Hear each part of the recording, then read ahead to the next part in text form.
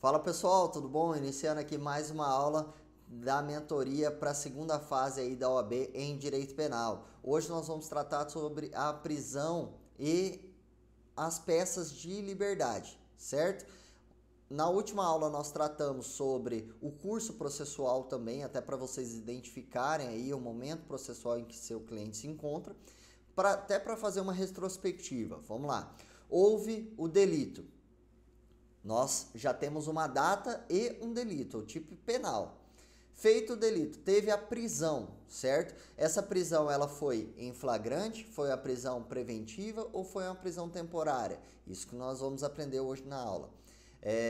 Teve a prisão, teve a audiência de custódia. Nessa audiência de custódia o juiz manteve a prisão, né? Você fez ali o pedido cabível e aí o juiz manteve a prisão.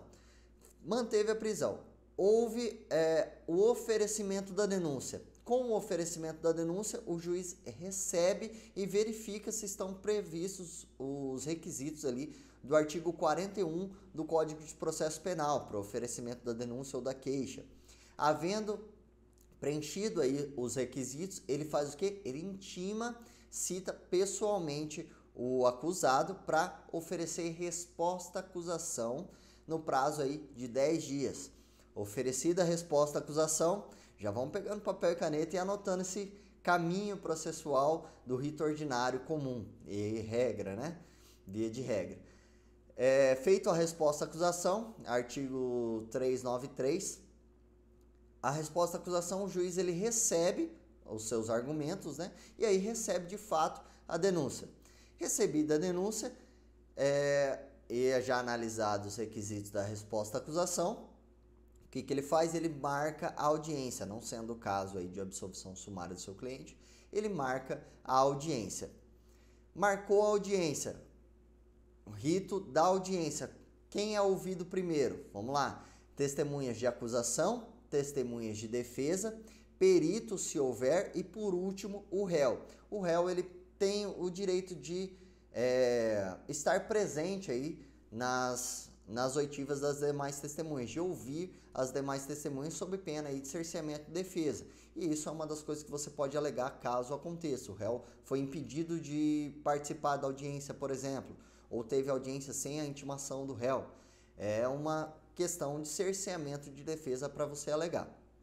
Terminada a audiência, é feito o quê? Aberto prazo para as alegações finais, primeiro para o Ministério Público, depois para a defesa. Artigo 403, parágrafo 3º, você tem o prazo de 5 dias para oferecer os memoriais, as alegações finais na forma de memoriais. O que você alega nas alegações finais? Tudo que for direito do seu cliente, as preliminares, casos de nulidades, casos de prescrição, teses de mérito, por exemplo, a tipicidade da conduta, desclassificação do tipo penal e regime prisional, substituição da pena privativa de liberdade por restritiva de direito.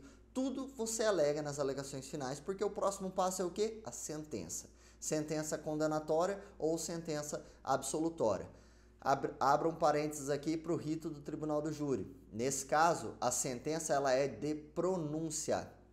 Beleza? Vai ser pronunciado. Quem condena, no caso, quem define se o seu cliente cometeu aquele delito ou não, são os jurados, no caso do rito do tribunal do júri de crimes dolosos contra a vida. O que você pode pedir? A desclassificação daquele delito doloso, né? Crime doloso contra a vida, para lesão corporal seguida de morte, por exemplo. Não foi diretamente doloso contra a vida.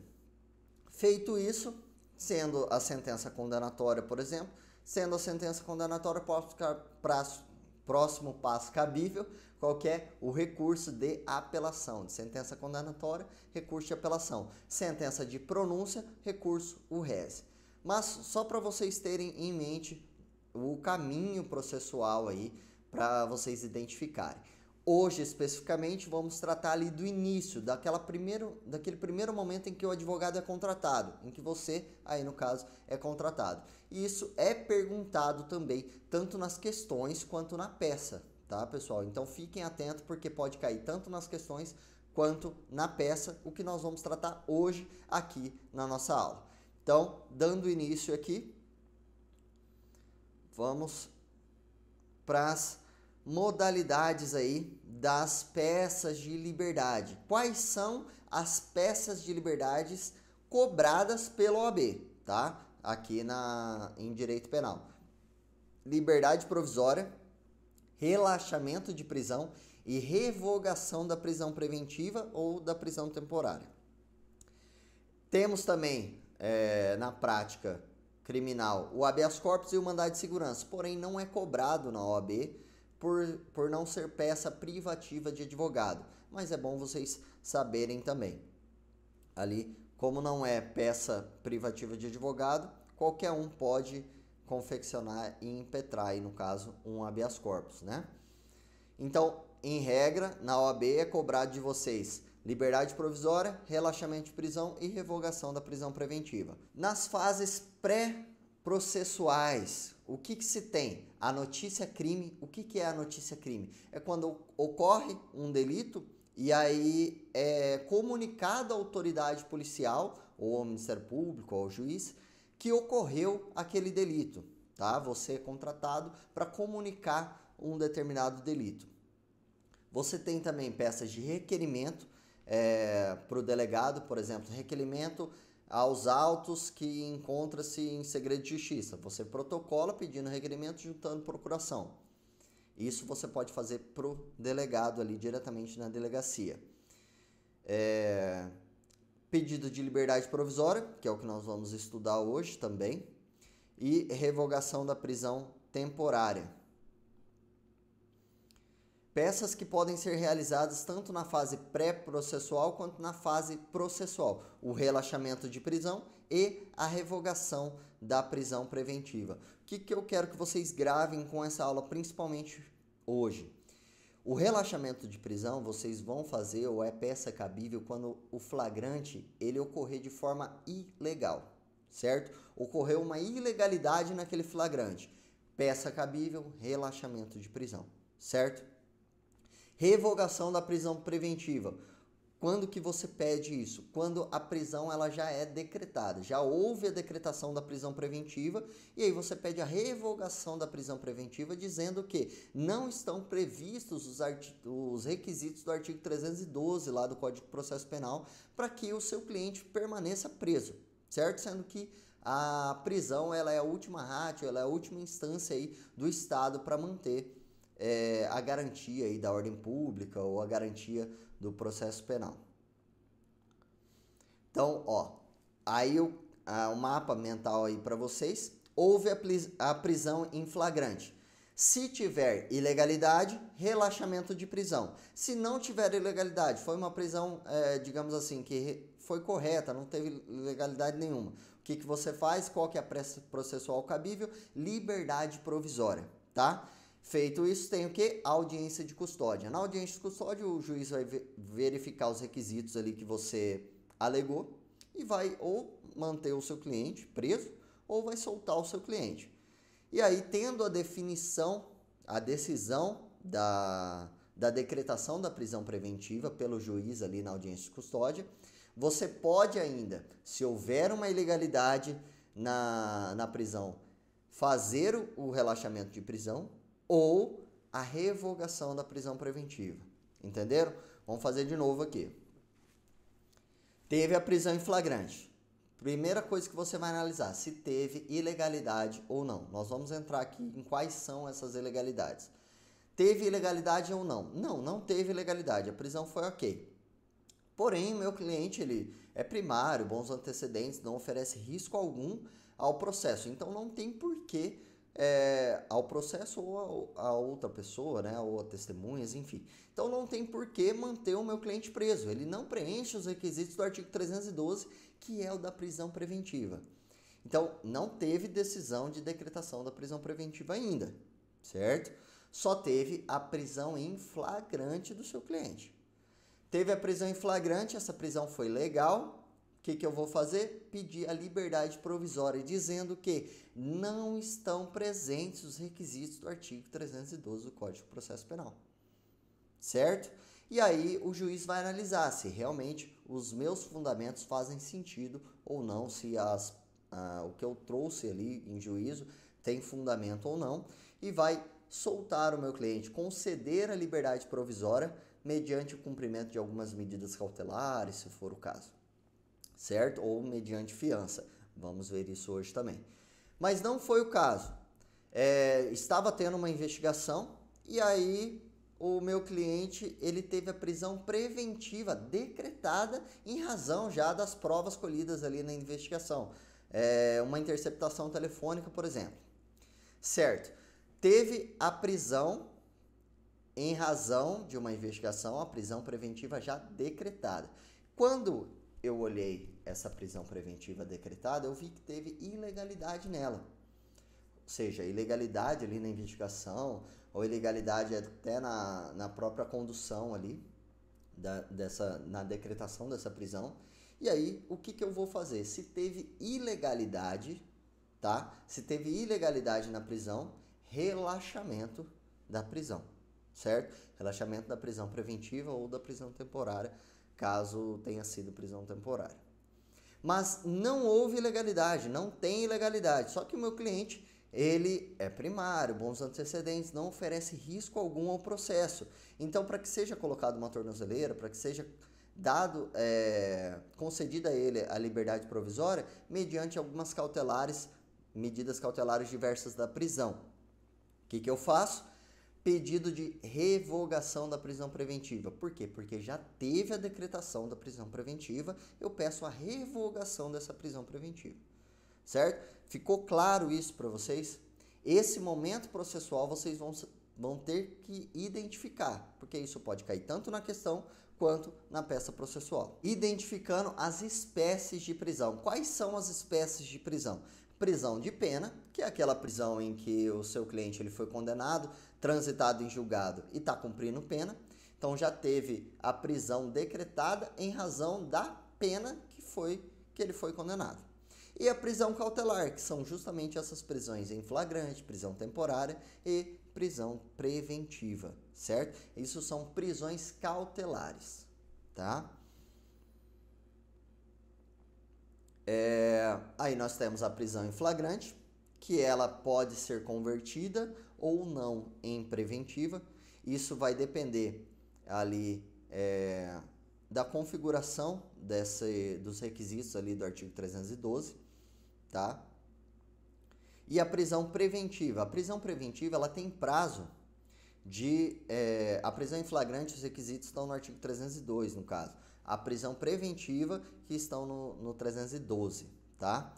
Ela, hoje, depois do pacote anticrime, o juiz ele não pode decretar de ofício a prisão preventiva. Isso tem que ficar claro aí também para vocês, que pode cair na questão em que o juiz decretou de ofício a prisão preventiva. Ocorreu o quê? Uma ilegalidade nessa decretação dessa prisão, certo? Por quê? Porque deve ter a manifestação do Ministério Público. O Ministério Público tem que pedir a prisão do seu cliente, senão o juiz não pode decretar de ofício, tá? Outro ponto também, prazo. Ela possui um prazo de 90 dias, prorrogáveis, né, aí por iguais períodos, só que ela tem que ser revista essa necessidade após esses 90 dias. Se passou esses 90 dias, você até fez um pedido ali para que fosse analisada a necessidade dessa prisão e o juiz não analisou e seu cliente continuou preso. Isso pode ser causa também de uma manutenção aí, de manter de forma ilegal a prisão do seu cliente. Entendeu? Tá mantendo preso de forma ilegal o seu cliente porque não houve aí a reiteração aí dos motivos da prisão preventiva por excesso de prazo, aí no caso. E a prisão temporária? O que é a prisão temporária? A prisão temporária ela possui requisito específico aí na lei das prisões temporárias, que é na lei 7.960 de 89, que é basicamente aquela prisão que ocorre durante a fase inquisitorial, durante a investigação processual, e é uma prisão necessária para que o acusado ou investigado não atrapalhe a investigação. Ela também tem que ser o último recurso, né? O último recurso cabível ali para que o seu cliente ele seja preso temporariamente enquanto durar essa investigação.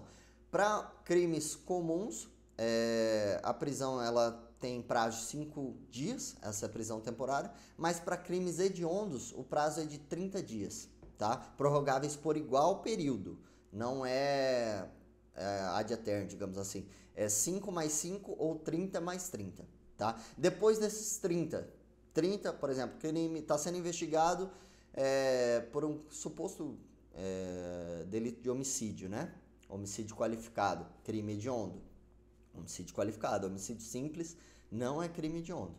Homicídio qualificado, crime hediondo, está tendo essa investigação e o seu cliente estaria atrapalhando a investigação e foi identificado isso pelas autoridades policiais e solicitado a prisão temporária para que ele não atrapalhe a investigação e para que se termine, até o prazo que se termine essa investigação sobre esse delito de homicídio qualificado, certo? Seu cliente foi preso, está 30 dias preso, a investigação continua, foi pedida a prorrogação da prisão temporária, o juiz deu a prorrogação, a investigação continua, terminou a investigação, porque aí tem prazo de 60 dias, né? Porque tem que terminar a investigação antes, no mesmo prazo aí da prisão temporária, né? Da prorrogação.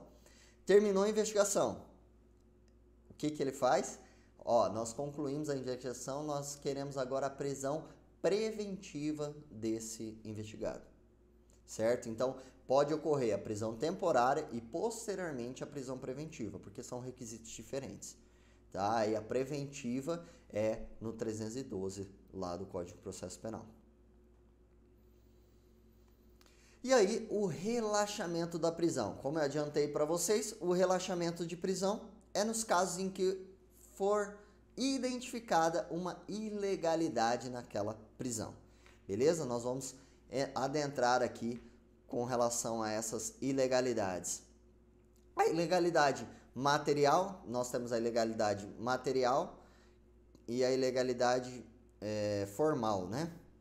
A ilegalidade do flagrante é quando, no caso, não se encaixa nas hipóteses do artigo 302 e 303 do CPP.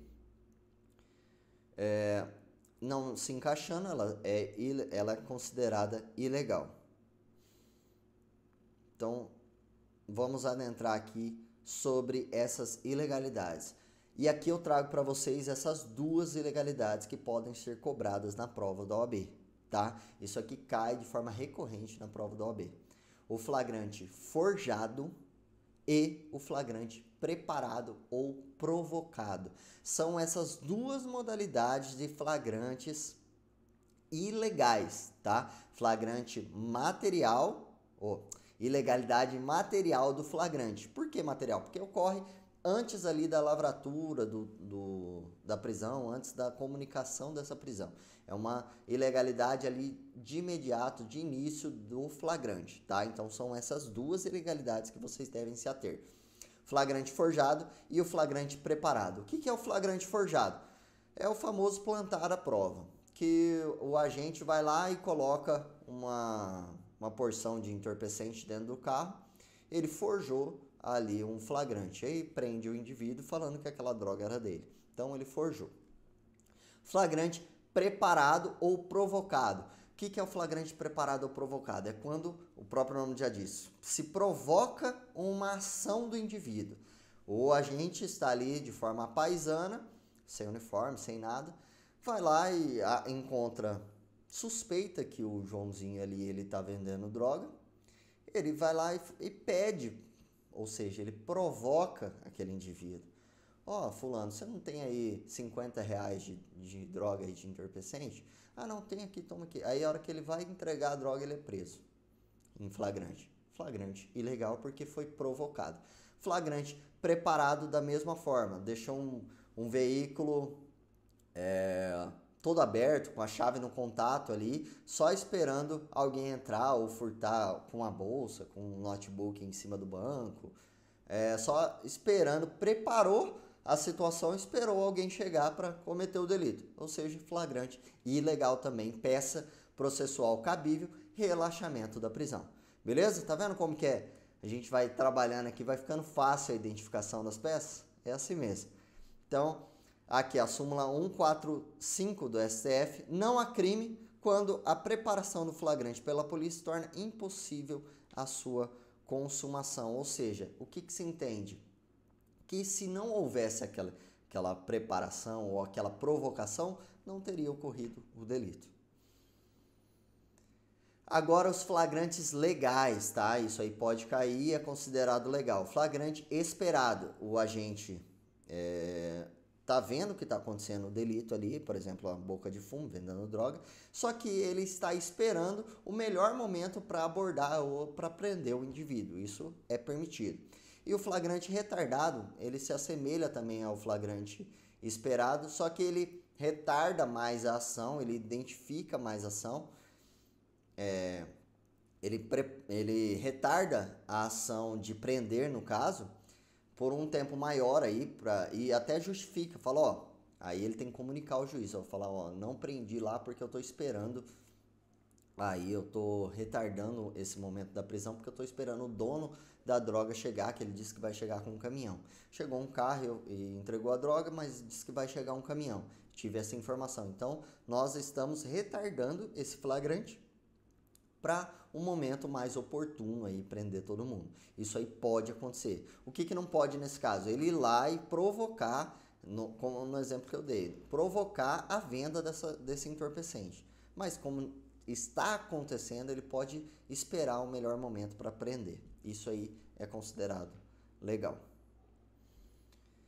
Casos em que não se permite a prisão em flagrante. Quando o condutor do veículo automotor ocorreu um delito dos crimes de trânsito, esse condutor ele socorre a vítima. Aí também não se prende em flagrante.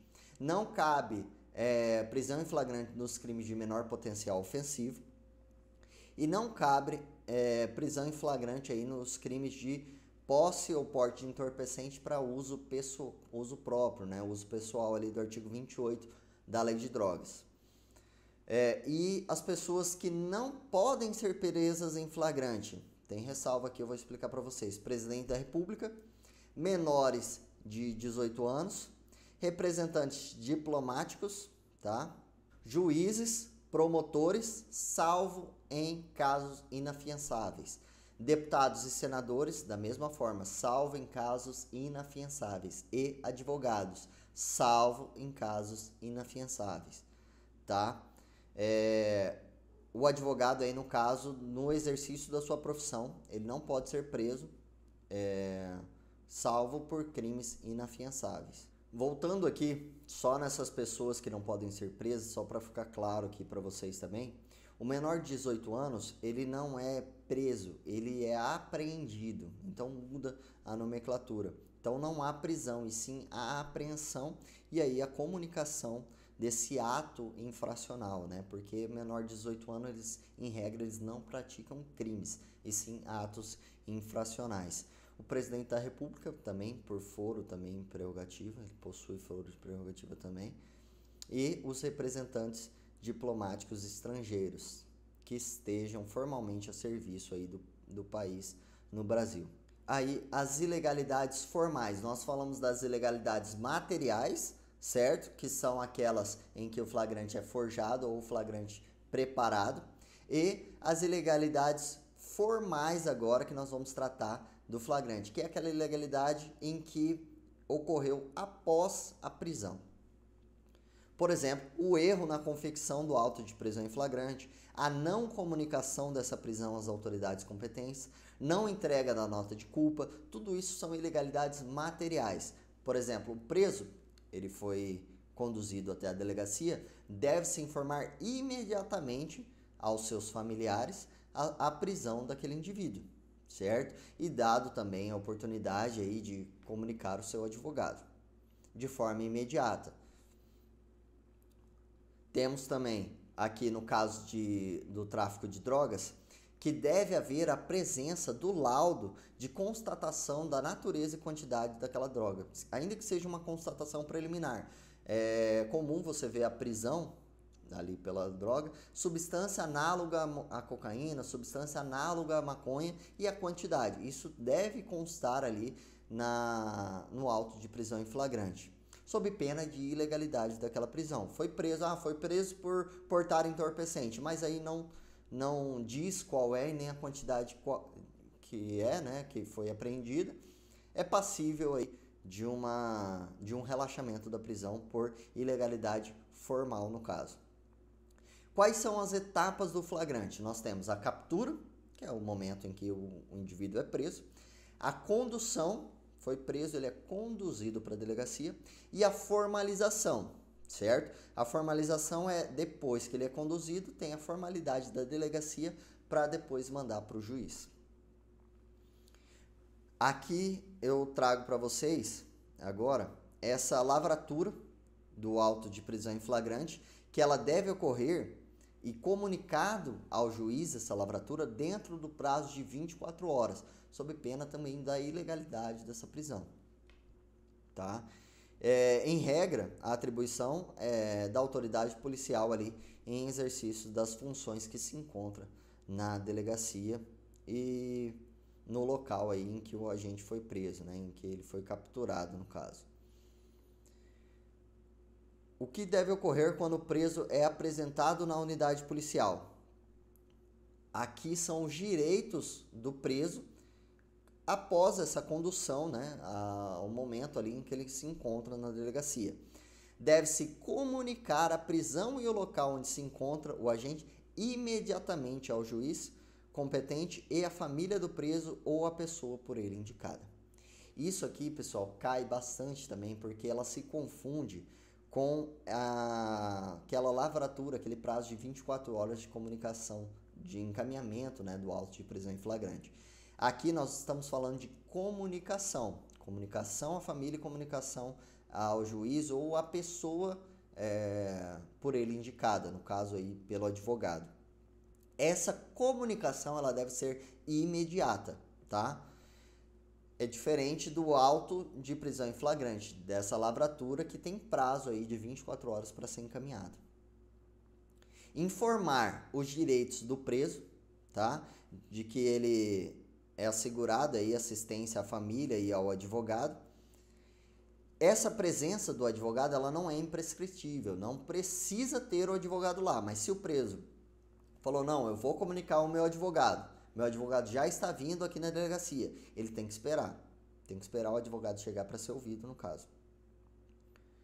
É imprescritível que ela, não é desde que o agente nada fale sobre isso. Contudo, se o agente requerer a presença do advogado, é imprescritível que ele acompanhe o ato sob pena de ilegalidade. Então, se o preso comunicou, ele demonstrou essa intenção, o delegado, no caso, para ele ouvir o indivíduo, ele tem que esperar o advogado sob pena aí de ilegalidade também, tá?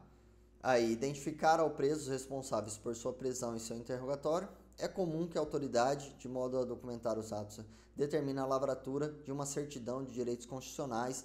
O que eles fazem lá na delegacia? Eles imprimem ali um monte de perguntas, você está doente, tem isso, tem filho, qual que é a sua renda? Eles fazem como se fosse uma ficha ali cadastral do cliente, do seu cliente, no caso do indivíduo que foi preso. Quem que deve lavrar esse auto de prisão em flagrante? Ele é lavrado pelo escrivão, na presença do delegado, e na falta ou impedimento do escrivão, que a lei permite aí que a autoridade designe qualquer pessoa para tal função, desde que preste compromisso legal anteriormente. Do condutor e das testemunhas. Então, só para ficar claro para vocês, teve a prisão, ele é conduzido para a delegacia, aí sim é apresentado os direitos dele, você tem o direito de comunicar a sua família, de comunicar o seu advogado, você tem o direito também de permanecer em silêncio. E aí ele fala, não, vou comunicar só a minha família. Não, eu tenho um advogado já, eu quero que espere o meu advogado. Tudo isso tem que ser comunicado ao indivíduo também sob pena de ilegalidade. Por isso que, na prática, pessoal, ocorre bastante desses fatos, porque não são observados, via de regra, todos os direitos do preso. E isso está previsto na Constituição Federal. Tá? do condutores das testemunhas. A primeira pessoa a ser ouvida ali na delegacia é o condutor, quem prendeu, no caso a própria polícia ali, o agente que prendeu e que conduziu até a delegacia. Não é necessário que tenha praticado a prática do delito, nem tampouco da prisão, pois o preso pode ter sido entregue a ele depois. Então, ele quem conduziu o preso na delegacia, esse é o primeiro a ser ouvido, tá? E aí procede depois as oitivas das testemunhas que tenham presenciado de fato ali o ocorrido, tá? A oitiva do ofendido não é obrigatória, que, no entanto, não impede a realização. Por exemplo, se foi a vítima, no caso, o ofendido aqui, a vítima, né? E se não há testemunha? A ausência de testemunha, ele não impede a lavratura do auto de prisão em flagrante, tá? Mas geralmente tem aí testemunhas, pelo menos as testemunhas policiais, que prestam esses depoimentos, tá? E por último, é feito o quê? O interrogatório do acusado, tá? Isso que tudo nós estamos falando antes do processo criminal. Nós estamos falando ali da fase inquisitorial, da fase da prisão em flagrante. Aí, por último, é feito a oitiva do acusado, né? Dali foi preso. E ele possui o direito de permanecer em silêncio, tá? Isso deve ser comunicado a ele. A jurisprudência do STJ, isso aqui é importante, é no sentido de que eventual nulidade no ato de prisão em flagrante devido à ausência de assistente por advogado somente se verifica caso não seja oportunizado ao conduzido o direito de ser assistido por seu defensor técnico. Então, o que seria isso? Não foi oportunizado para ele o direito de comunicar um advogado, de ter ali um defensor acompanhando. Não sendo oportunizado isso, aí sim pode ocorrer uma ilegalidade. Porque se foi oportunizado e ele não comunicou, aí é deliberalidade dele, entendeu? De ter comunicado ou não o advogado. O que a autoridade policial deve fazer? Ela deve comunicar. Beleza? Pessoal, tudo que eu falo aqui para vocês é a prática via de regra, tá? Não é o que acontece às vezes na delegacia. Ah, mas eu vejo lá no meu trabalho que não é assim. Eu trabalho na delegacia, eu vejo que não acontece, já tem um papel pronto ali. Não, tudo bem. Só que para a OAB, o que vai cair? É a regra, é o momento processual, são os artigos e é o que vocês têm que saber para passar na prova. Beleza? Então, assim, o que tem que ser feito? O agente deve comunicar o direito do acusado, do indivíduo que foi preso. Ah, mas não teve a comunicação. Se não teve a comunicação, vai estar escrito lá na questão que não teve a comunicação. Contudo, não houve a comunicação dos direitos do preso na condução para a delegacia ou durante ali o procedimento da delegacia. Isso, se tiver escrito, já demonstra a ilegalidade, no caso formal. E tendo ilegalidade formal, relaxamento da prisão. Se o preso tem filhos, tem que comunicar aí também, aí por ele é uma pessoa responsável, que fique responsável também por essa criança e estar ali constando também quantos filhos ele tem, qual que é a idade desses filhos. Quando o preso é advogado, isso aí pode cair também. Quando o preso é advogado, o advogado no exercício da profissão, crime inafiançável, tá? Que ele pode ser preso em flagrante. Mas aí ele foi preso em flagrante. O que tem que fazer? Comunicar à OAB, certo? Comunicar à OAB quando ele é preso no exercício da profissão para que a OAB ela compareça ali na lavratura do auto de prisão em flagrante, sob pena também de nulidade. Agora, se não for no exercício da profissão, basta apenas uma comunicação expressa e seccional da OAB, certo? Então, é direito do advogado, quando preso, a presença de um representante da OAB. Isso aí que vocês têm que gravar. É direito do advogado, quando preso, a presença de um representante da OAB. Salvo aí nos crimes que não for no exercício da profissão, não é ligado à profissão, não estava no exercício da profissão, aí basta apenas uma comunicação à seccional da OAB. Aqui do prazo, isso aqui que eu queria que vocês identificassem. O prazo da lavratura do auto de prisão em flagrante, ele não tem prazo via de regra. Ele tem prazo para quê? Para comunicar a prisão para o juiz, certo? Para encaminhar esse auto de prisão em flagrante para o juiz. Esse prazo de encaminhar o auto de prisão em flagrante é de 24 horas, certo? A comunicação deve ser imediata. Houve a comunicação imediata para a família, ali para o advogado ou por pessoa por ele indicada. Mas o encaminhamento do auto de prisão em flagrante, ele tem aí prazo de 24 horas. É isso aqui que não deve ser confundido. Quando o conduzido deverá ser solto mediante fiança. Isso aqui é interessante também. Fiança, pessoal, pena até 4 anos, tá? Gravem isso. Fiança, pena até 4 anos, tá? Feita a prisão, verificada ali a pena até 4 anos, quem que arbitra a fiança? O próprio delegado. O que são verificados nos requisitos da fiança? A condição ali do indivíduo, tá? Aqui, ó, nós temos o artigo 322, tá? Ó, salvo hipótese em que for cabível a concessão da liberdade provisória, com fiança arbitrada aí pela autoridade policial, ou seja, nos casos de infração cuja pena máxima não seja superior a 4 anos. Pena máxima do delito não é superior a 4 anos. Exemplo que eu trouxe aqui para vocês: homicídio culposo, pena de 1 a 3 anos. Verificado ali, houve a captura, a condução do cliente até a delegacia, a lavratura do auto de prisão em flagrante. Contudo, verificada que essa prisão ela não possui pena máxima superior a 4 anos, foi concedido aí a fiança, a liberdade mediante fiança, no valor de, digamos, 3 salários mínimos, certo? Concedido pelo delegado, isso consta lá. Mas não houve o pagamento dessa fiança, tudo bem, mas aí foi concedida a fiança pelo delegado, só não houve o pagamento. Se não houve o pagamento, não cumpriu a condição para que ele seja colocado em liberdade. O processo que ele continua preso. Aí vai para o juiz decidir, tá? Ninguém pode ser mantido preso em razão da sua condição hipossuficiente, em razão dele não conseguir pagar a fiança. Isso também possui previsão aí no artigo 5º da Constituição Federal de que ninguém pode permanecer preso, tá? Concedida a fiança, ele não pode permanecer preso em razão dele não possuir condições para pagar aquela fiança, certo? Aí o juiz tem que soltar ele no caso. Isso aqui já aconteceu comigo também, em um caso de um cliente que realmente ele era porte de arma de fogo, aí de uso permitido no caso, posse de arma de fogo de uso permitido. Aí, como a pena máxima não é superior a 4 anos, o delegado arbitrou, se eu não me engano na época eram 2 salários mínimos.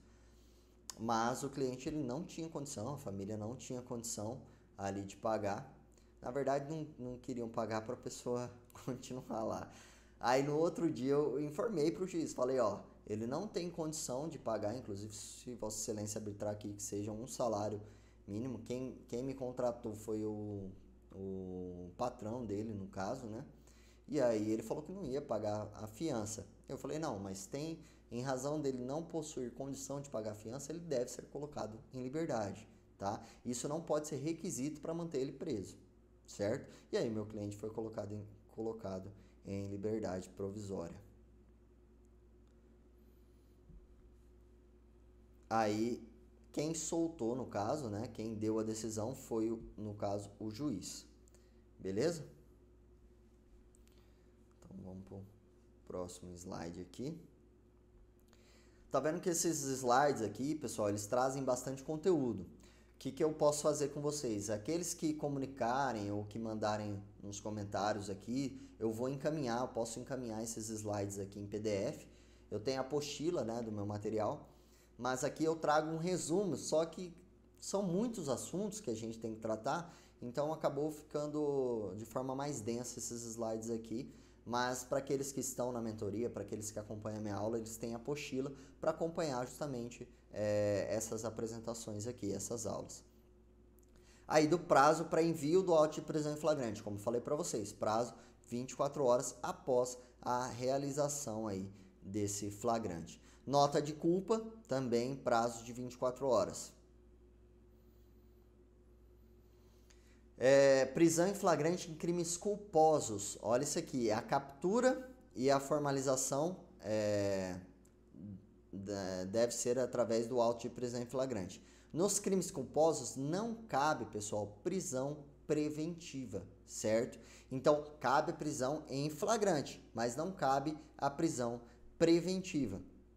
Então, a depender do delito ali, o próprio delegado, ele pode arbitrar a fiança ou o juiz aí conceder a liberdade provisória, tendo em vista que o artigo 313, ele especifica que a prisão preventiva, ela pode ser decretada nos delitos dolosos com pena máxima superior a 4 anos, tá? O que vai diferenciar do delegado para o juiz aqui nesse caso, em se tratando, né, de crime culposo? O que vai diferenciar? O máximo da pena, tá? Se for o máximo até 4 anos, aí o próprio delegado arbitra a fiança. Se não, o juiz vai arbitrar a fiança, tá? Prazo para encerramento do inquérito. Justiça Estadual, 10 dias se o indiciado estiver preso. Então, prendeu, prazo para terminar, para encerrar o inquérito, mandar para o Ministério Público oferecer a denúncia. Prazo, 10 dias. Se ele estiver solto, prazo, 30 dias. Justiça Federal, prazo, estando preso, 15 dias. Solto, 30 dias. Delito do tráfico de drogas, tá? Especificado aí na lei de drogas. Estando o réu preso, prazo, 30 dias. Solto, 90 dias para encerramento do inquérito policial. Encerrado o inquérito policial, encaminhada a conclusão aí do delegado para o Ministério Público. Tá? Agora, aqui já caminhando pro final aqui da nossa aula, vamos adentrar na estrutura, no esqueleto do relaxamento da prisão, da primeira peça aqui que nós discutimos, trazemos aqui na nossa aula. Relaxamento de prisão. E olha o jeitinho que está aqui, é como vocês devem fazer esse esqueleto. Eu também tenho no meu material um e-book só com esqueleto das peças processuais, de todas as peças processuais cabíveis e cobradas aí pela FGV, no exame de ordem, né? Em direito penal. Então, endereçamento, tá? Vai depender aí do que a questão te trouxer, mas via de regra, excelentíssimo senhor doutor juiz de direito titular, 3 pontinhos, da vara da comarca de 3 pontinhos, que é a regra geral. Federal, o que você coloca? Juiz federal da seção judiciária. Tribunal do júri, vara do tribunal do júri. Se for violência doméstica, da vara de violência doméstica e familiar contra a mulher. Aí você vai especificar a depender do que a questão te trouxer. Mas verifica que em todos não se abrevia em nenhuma hipótese, tá? Escreve de forma extensa todas as nomenclaturas. Excelentíssimo senhor doutor juiz de direito titular da vara. Aí o que não tiver informação, você coloca 3 pontinhos. Geralmente eles trazem a cidade em que o delito será processado. E aí você coloca qual que é a cidade, porque é aquela comarca que o juiz é responsável. Aí no caso, a qualificação do preso pode ser aqui o relaxamento de prisão. Lembra que houve a prisão já e você verificou uma ilegalidade, certo? Então, dependendo, já houve a prisão e já houve a comunicação dessa prisão pro juiz, né? O auto de prisão em flagrante aí pro juiz. Então, você pode até colocar fulano de tal já devidamente qualificado nos autos, né, da investigação criminal, por intermédio do seu advogado, procuração anexa, vem respeitosamente perante Vossa Excelência requerer o relaxamento da prisão, relaxamento de prisão. Aí você tem que escrever o nome da peça que tá? E o fundamento. Qual que é o fundamento? Aí, se você já está com código, já grifa lá no fundamento a cor verde, né? Se eu não me engano. Artigo 5º, inciso 65 da Constituição Federal e o artigo 310, inciso 1, tá? Do Código de Processo Penal. Aqui teve ilegalidade. Então, nomenclatura da peça e fundamento da peça. Aí você vai para o quê? Os fatos. Endereçamento, qualificação, identificação da peça, fundamentação e dos fatos. Nunca coloque número 1, número 2. Pode colocar em romano ou só colocar dos fatos.